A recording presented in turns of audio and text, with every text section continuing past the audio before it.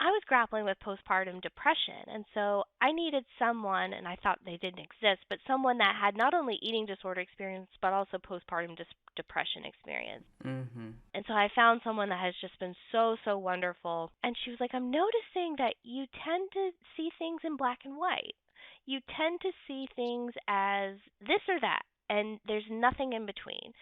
And I was like, yeah, you're right. And it happened because I was saying I was upset about something that happened in the week. I don't know. And she was like, "Would you say you were mad and angry?" And I was like, "I was angry for the moment, but I wouldn't say I'm an angry person." And she was like, "Hold on a second. You're allowed to feel anger and not be an angry person." She was like, "You're allowed to feel that." Today, I am so pleased to present my special guest, Naomi Charalambakis, PhD. She is the Director of Communications and Science Policy for Americans for Medical Progress, AMP, a nonprofit advocacy organization comprised of subject matter experts that develops and offers fact-based public education programs demonstrating the value of biomedical research to policymakers, the media, and the lay public. When she's not working as a policy wonk, she works on policy and advocacy issues for eating disorders, including her podcast, Picture Blurrfect, which is amazing. The podcast aims to illuminate the science underlying these diseases and offer hope to folks in recovery who may be struggling with negative body image, food addiction, and/or exercise compulsion. Naomi graduated with her doctorate in anatomical sciences and neurobiology from the University of Louisville School of Medicine in 2018 and worked at the Federation of American Societies for Experimental Biology for 6 years before arriving at AMP in September 2024. I loved our conversation today, and I hope that you do too. Without further ado, Naomi. Yay, Yay! Naomi! Thanks for being here. I'm so excited to have you. Thank you so I'm much for being excited to be here. here. Yay! I know about you because you actually have an amazing, inspirational, wonderful, and informational podcast yourself called Picture Blurrfect, which is a podcast that explores all things related to negative self-image, body insecurities, and mental health. You know, how I understand it is it's really dedicated to eating disorder research, and you really break it down. I mean, you talk to other researchers who do the research, and you guys just have conversations about the research. And I really love how you guys just have regular conversation, and it makes it really easy for even lay people to understand. So it's not your podcast is not targeted for other researchers necessarily. It could be for people who are in recovery or people who want to be further in their recovery. What inspired you to start that podcast in the first place? I mean, there's always been a big part of me that wants to find a cure for eating disorders, any form of it. But there's such a lack of research into it. There's lack of federal funding for it.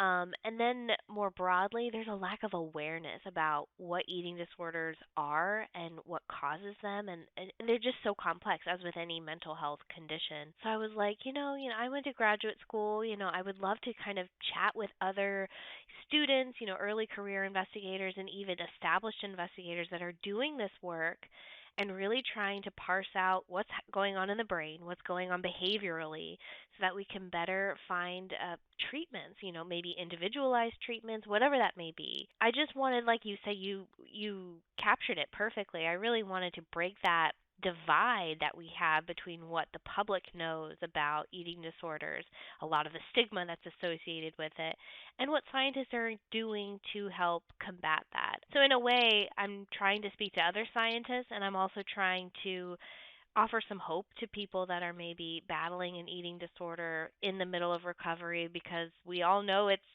one day you're up, one day you're down, and it can be really hard. But maybe listening to people really caring about this topic and are trying to find some sort of resolution that can maybe give you a sense of hope that you're not alone, and this issue is important.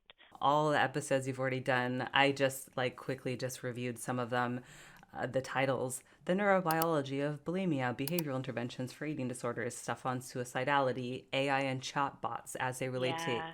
eating disorder treatment, the prefrontal cortex and its involvement in food related decision making, and on and on and on and on. As you've talked to these experts, have you been learning a lot? And I'm just curious, has it applied to your recovery at all? Oh my gosh, I've learned so much, and part of me, there's always like, once I'm done with that conversation, I'm like, I need to go back to grad school and actually like go research these things. Like I really am just so excited by the science of it.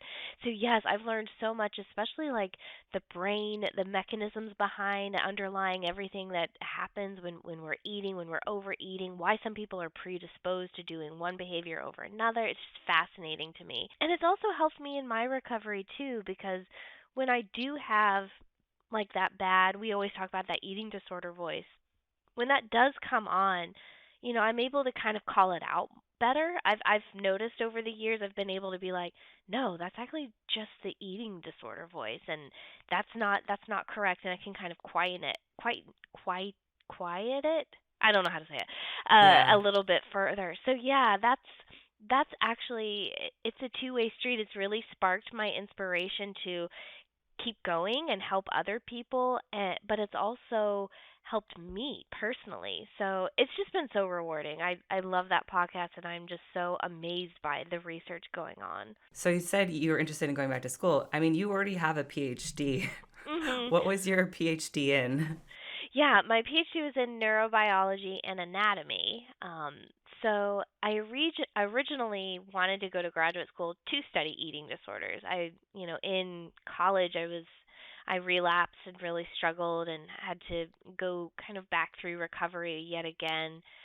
And I really just wanted to figure out why was this happening to me, which led to all of those normal questions. And so I went to graduate school and knew I wanted to do something with the brain, something about like what's going on inside my brain. Come to find out a lot of the labs, because when you start out in graduate school, you kind of rotate through different labs to figure out which lab you want to be in, and no lab was, I mean, there were I think one or two labs that were doing research with eating disorders, but they didn't have enough funding to actually keep me or support me through the full 5 years. And I appreciated at the time. They were just like, I would love to take you on, I could really use this help, but I don't think I could support you all the way to you defend your dissertation and graduate, which I appreciate. You don't want to like start a project and then like, oops, I gotta like stop and find something else.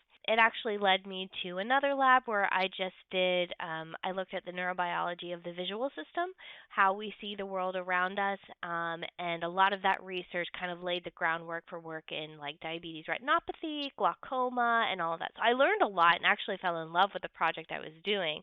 But a piece of me always tried to follow the research with eating disorders and the mental health side of things. That's fascinating. Did you study at all anything related to like perception and how that impacts our mental state when you were in the lab that you were? No, no.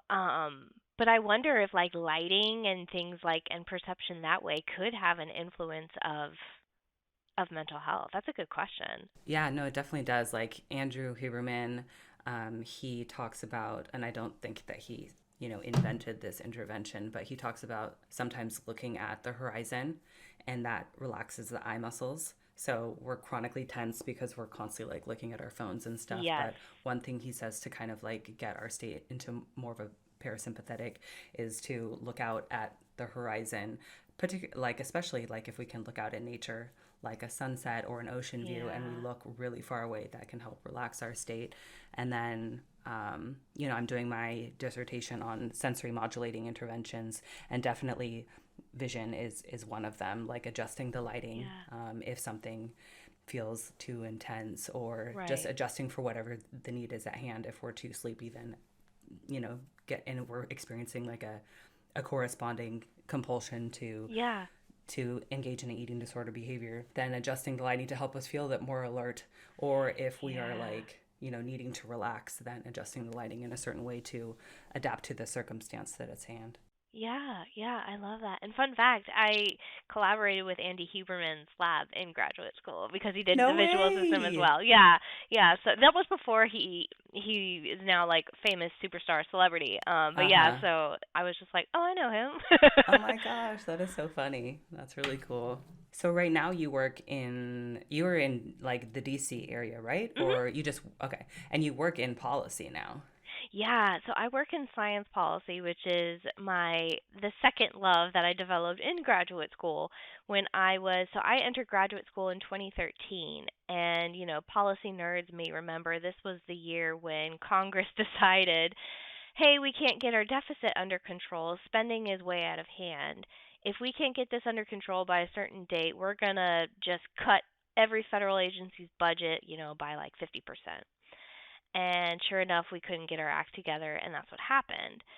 So, NIH, the National Institutes of Health, which is the primary funder of biomedical research, got a significant cut, and it really hurt smaller institutions like mine, the University of Louisville, to the point where I had friends that were in labs, 2, 3 years along in their dissertation, had to stop their work and find a different lab. Mm, And that just kind of led me to the question. I had to talk to my boss, and I was like, what? This can happen? Like, how can Congress, just the people in D.C., set the policies that then, trickle down and really do affect not only science, but like people's lives? And mm-hmm, he was like, I was getting really worked up about it, and he was like, you would be great in policy and advocacy. So, I knew pretty early on that I think the academia route wasn't for me. I think it's such a wonderful route for so many people, but I didn't think I could be that person that always applied for grants and like be, around the clock, especially if you work with animals. Then, a lot of that stuff requires you to go in on the holidays and that sort of mm-hmm, thing. So I wanted a little bit more flexibility. So that kind of opened the door to the policy route and the policy interest. And so I was really fortunate to be with a lab mentor who was pushing me to participate in different activities outside of the lab to kind of build up my resume so that I could get a job once I was finished. mm-hmm. So I really just developed this love for scientists needing to speak out, scientists needing to be better communicators about the work that we do to the lay public. And so that you can kind of see that in my podcast too, where I really try to break down those barriers that is really prohibiting the public from understanding all this great science that's going on. And in turn, I hope the public will then, be more supportive of science and be more supportive of mental health research and that sort of thing. So it's all one big circle. Are you able to, in your job, are you able to specifically work on policies that impact eating disorder research, or is it kind Ah, of, I wish.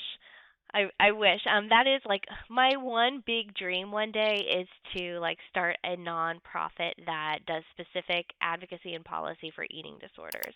mm-hmm, I think the nonprofits and the think tanks that are going on right now are what absolutely wonderful. They have all these great resources, but I feel the policy and the lobbying on Capitol Hill is still lacking because the funding of eating disorders relative to other areas in science is still so far behind.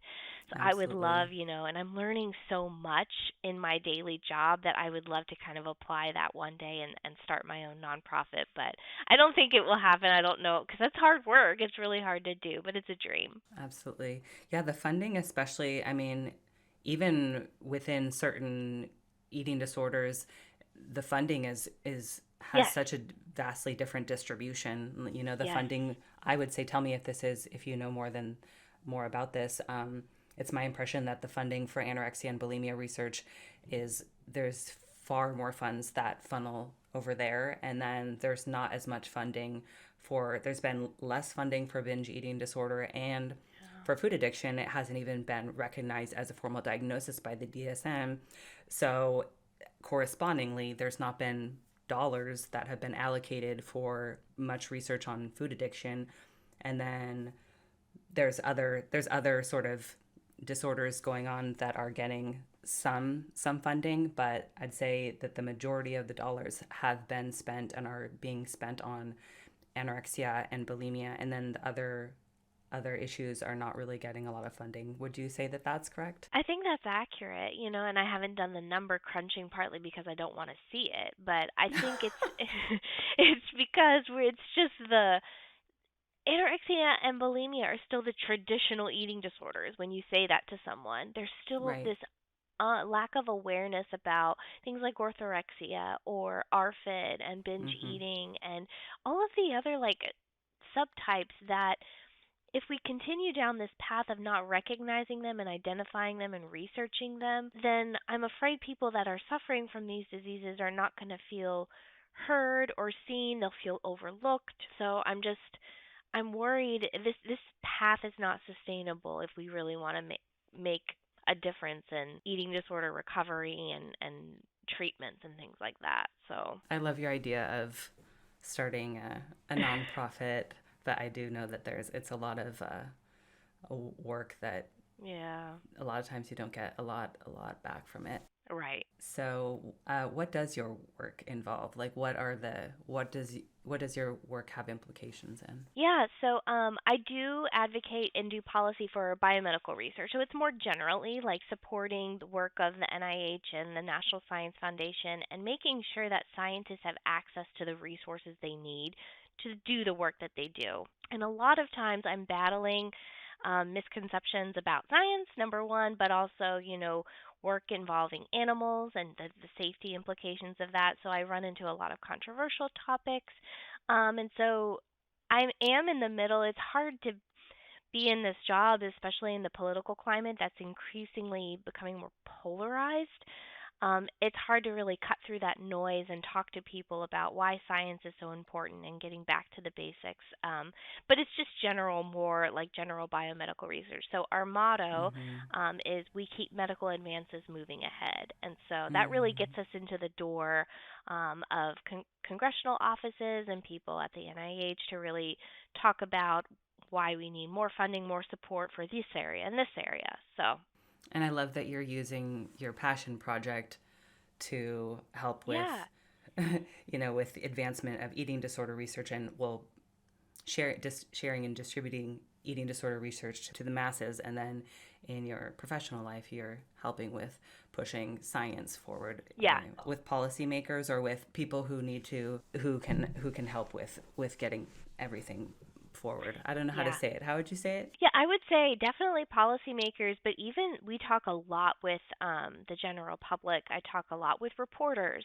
who may have questions about medical research and what exactly went on in the lab because people still think we put on or we play like with these like big glasses and we have these big old coats and we go in we play with beakers and like make fire happen and we're these mad scientists. So that stigma is still sticking. So it's been really interesting trying to talk to different reporters and general public of like this is what a scientist is. So it's actually been really fun to talk to so many different types of people and speak and what I've learned in communication is you've got to meet people where they are.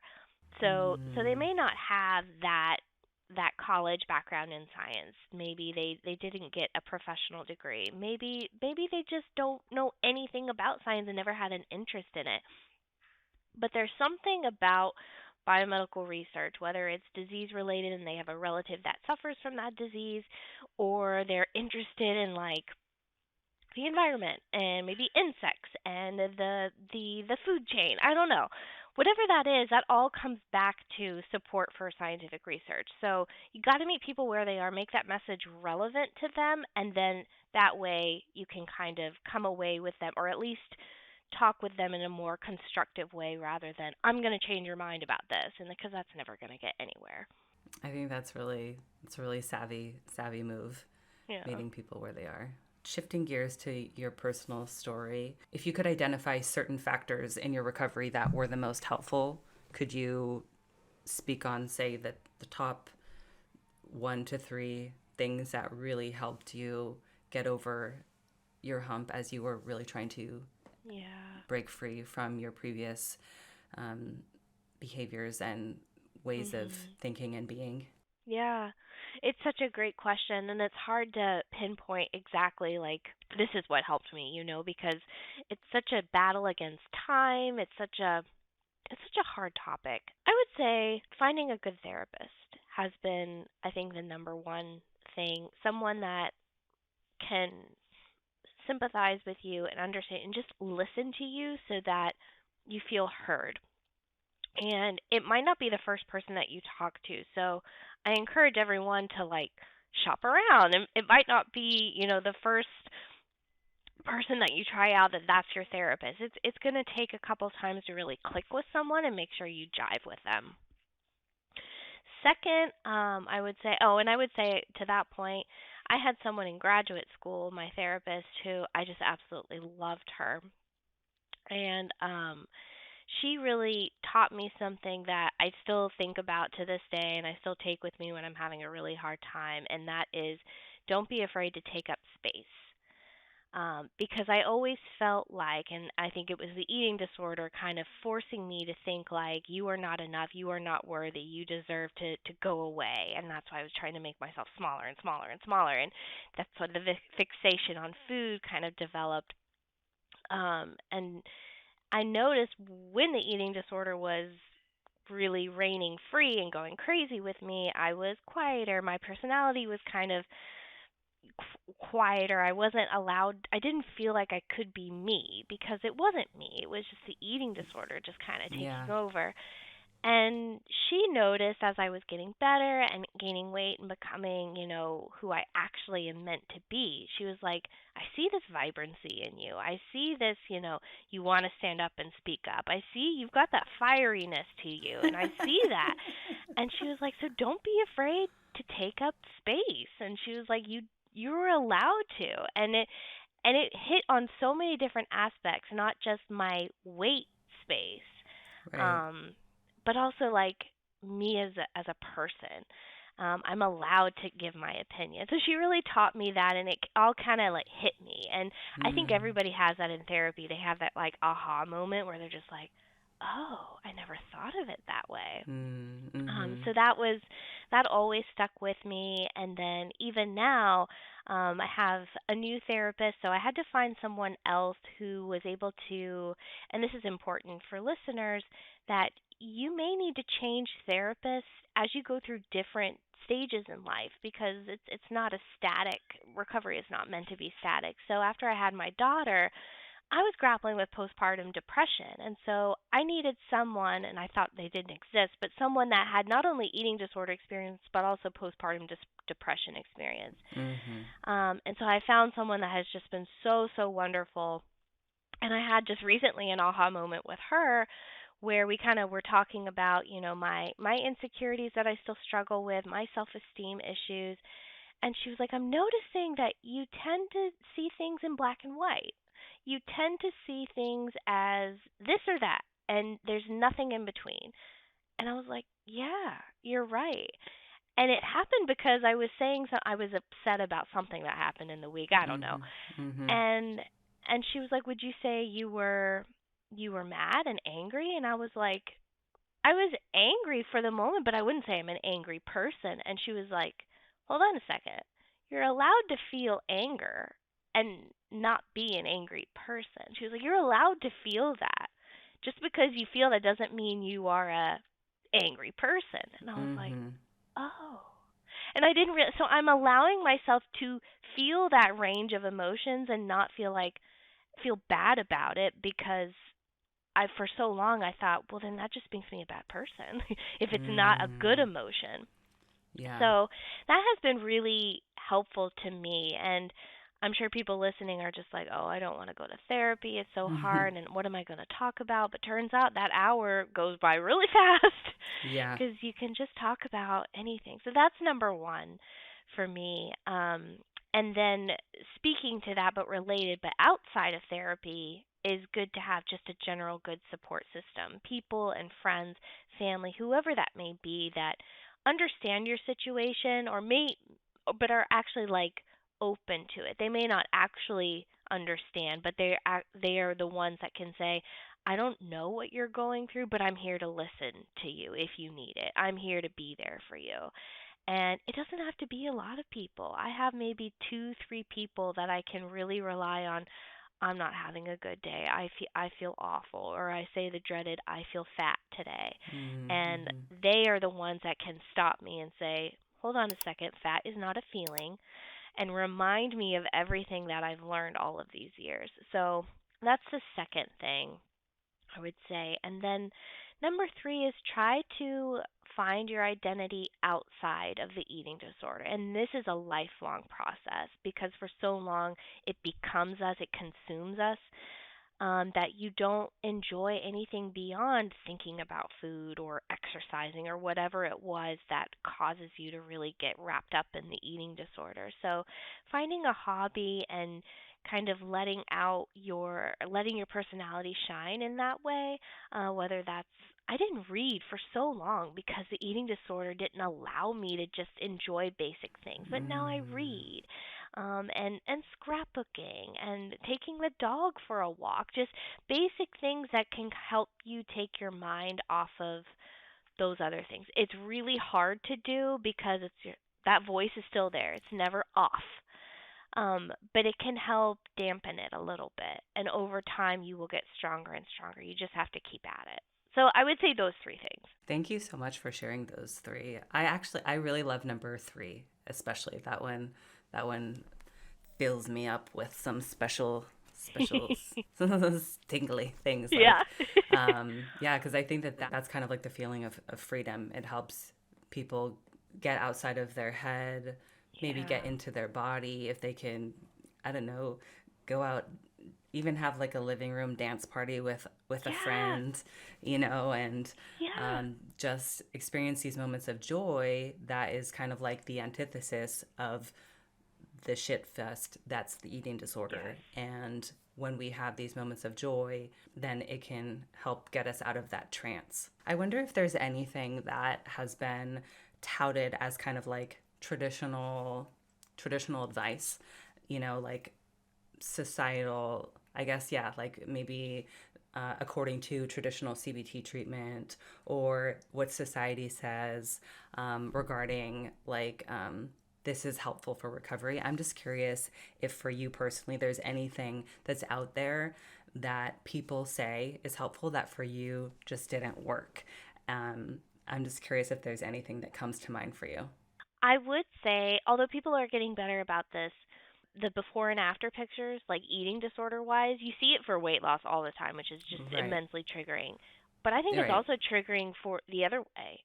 Like it's supposed to like inspire and give people hope, but I think it's just as triggering. So I don't like when I see that on social media. Are you mean like when, like, if people put before and afters, like, and it's weight loss, but they're saying, like, oh, I used to have an eating disorder, but now I'm not, and look at my weight loss? Is that what you mean? Not just weight loss, gaining weight, Oh, I being see. bigger. Okay. Yeah, I see. Okay. because depending on where the person is in recovery, they may still see that before image and still think I want to look like that. Right. Right. And then in the caption, when they go into details about how many calories they ate, here's what they did, their routine, that Yeah. gives people like the recipe on what to do. Mm-hmm. So I wish people would stop with the I I love fitness, and that was part of my eating disorder was exercise obsession and using Mm-hmm. it to compensate for anything I did eat and I was not Mm. eating enough that my body Right. needed. So this Fitspo on Instagram can also be really damaging in my mind, and I fell down that Mm-hmm. hole as well because I got into weightlifting and I still do it to this day. I love it. I think it's really empowering because you feel strong and Mm-hmm. capable, but it can also anything can be taken to the extreme. And Right. and you and I have talked about this before. Like it's actually not good for your mental health when that becomes an obsession. So it's Mm-hmm. particularly hard Mm-hmm. with people who have a history of an eating disorder. Right. So just that, like people being like, "Oh, we'll just switch to weightlifting." Yes. However, it needs to be done in a sustainable manner, not something that can be taken to the extreme like we tend to do. Right. What about you? What have you seen out there as far as like traditional recovery and you're just like, "No." I identify more on the like food addiction spectrum. Okay. And so for me, um, I think the traditional paradigm of eat everything in moderation has really not worked for me. And Okay. so, you know, I've done all sorts of treatments. I've worked with like registered dietitians who specialize in eating Yeah. disorders. I've done intensive outpatient, I did residential, all that. And the majority of that really pushed me to eat, you know, all foods in moderation, Yeah. incorporating junk food in the plan. Like at IOP, for example, every day I would have like small things of like ice cream or Snickers or whatever as part of my daily nutrition Sure. and stuff like that, because they wanted me to experience like moderation and just because they were basically saying the reason why you binge is because you're not letting yourself eat all the ice cream that you want or whatever. And so they're like, you just Oh. need to eat more of it, like, but in controlled amounts. Because then I'd go and binge on like shit tons of like ice cream or whatever. They're like, Yeah. you need to eat more ice cream, but in smaller amounts, and then you're not going to binge on it on larger amounts. I tried that for years and I would keep on eating the ice cream. I would still binge on it, and it never worked for me. And I really gave it a try. Like, for Yeah. years, I'd struggled. And my history of binge eating was like 20, 25 plus years. And it wasn't until I really worked with a food addiction specialist who turned me on to basically that paradigm and saying, hey, moderation doesn't work for everyone. Right. That actually it's okay to eat certain things and not have to eat sugar, and that works better for some people. And so then once I found the permission and did that, and actually I feel like a million times better now. And so that Oh. is something that has been a big shift for me that I think is really different than the standard eating disorder Yeah. advice. But if you look at people who, I'm not sure how familiar you are with people who are in the food addiction space, if you go in that space, this is like common knowledge where they commonly, just as part of their nutrition, they don't eat sugar, flour, or ultra processed foods, and that's just part of what they do. And they're like, yeah, no shit. Just as Yeah. an alcoholic doesn't have a little bit of alcohol, a food addict's not going to have a little bit of sugar. Yeah. But if you look at the eating disorder group, it's completely the opposite. And so it just kind of depends on who you consult with. And so for all that time, I had been in the eating disorder sort of camp and going to therapy in that and working with nutritionist dietitians in that camp. Like, I had been told the things that at times when I, wanted to like make my whatever stuff and eat in Tupperware, it's like, well, that's eating disorder type stuff where I'm like, well, I just want to do it. But Yeah. they're like, Yeah. no, that's unhealthy. And I'm like, okay. But now I do it and I'm like, you know what? I feel good. Yeah. But it's just Yeah. completely different. It's just a completely different perspective. And so, yeah, that is something that's very different than the traditional advice of like, you really need to eat everything in moderation. But I think it's just kind of like taking a different perspective on like, what is right for you. And just as an alcoholic is not going to be like, everyone else is drinking just a little bit, just say, YOLO, and just like gotta live life to the fullest, let's just get messed up. It's like, no, an alcoholic, maybe their way to live a good life is to cut out alcohol, and then that's the way they live a good life. That's the way that I identify it. Is like, for me, living a good life and being in recovery involves me going to bed at a geriatric bedtime. It involves me getting up early and having some time to myself. It Yeah. involves me prepping my food and just like, I don't know, it just involves all these things that maybe other people are like, that doesn't sound like fun. But for me, that is what helps me to live my life to the fullest. Right, right. No, we tend to so much in the medical health and wellness world, it's like it's a one size fits all when it's really not that at all. And we need to, like with communication, meet people where they are, really figure out what helps them, what doesn't help them. Okay, cross that off the list. Let's try this. Rather than like, no, you have to do this because that's what the textbooks say and that's what's, the norm, because nothing is normal about this condition, unfortunately.